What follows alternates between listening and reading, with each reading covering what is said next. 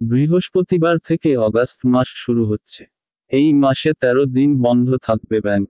এর আগেও গত মাসে অর্থাৎ জুলাই মাসে 12 দিন ব্যাংক ছুটি ছিল।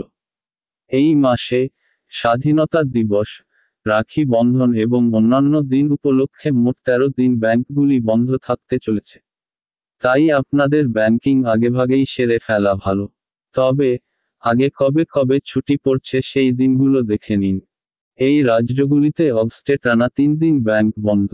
উত্তরপ্রদেশ, হিমাচল প্রদেশ, গুজরাট ও ওড়িশায় ব্যাংক বন্ধ থাকবে টানা 3 দিন ধরে।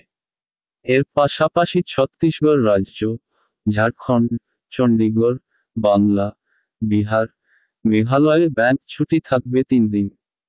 এই রাজ্যগুলি ছাড়াও তামিলনাড়ু, উত্তরাখণ্ড, সিকিম, অন্ধ্রপ্রদেশ, তেলেঙ্গানা, রাজস্থান এবং জম্মুতেও টানা 3 দিন ব্যাংক বন্ধ থাকবে।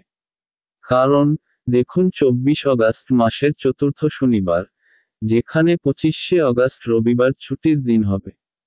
পরের দিন অর্থাৎ 26 অগাস্ট কৃষ্ণ জন্মাষ্টমীর ছুটি থাকবে। তাহলে ঘুরতে যাওয়ার প্ল্যান এখনই করে নিন।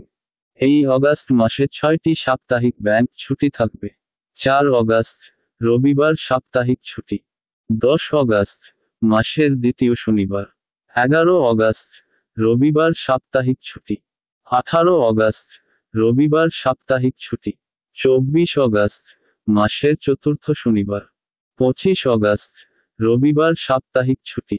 কোন কোন দিনে আগস্ট মাসে ব্যাংক ছুটি থাকবে জেনে নিন। 3 অগাস্ট খের পূজা, ত্রিপুরায় ব্যাংক বন্ধ। 8 অগাস্ট টেন্ডংলো রাম ফ্যাগ, সিকিমে ব্যাংক বন্ধ। 13 অগাস্ট দেশপ্রেম দিবস, মণিপুরে ব্যাংক বন্ধ। 15 অগাস্ট স্বাধীনতা দিবস, ভারতে সব ব্যাংক বন্ধ। 19 অগাস্ট রাখি বন্ধন, গুজরাট, রাজস্থান, ইউপিতে ব্যাংক বন্ধ। 20 অগাস্ট শ্রী নারায়ণ গুরু জয়ন্তী, কেরালায় ব্যাংক বন্ধ।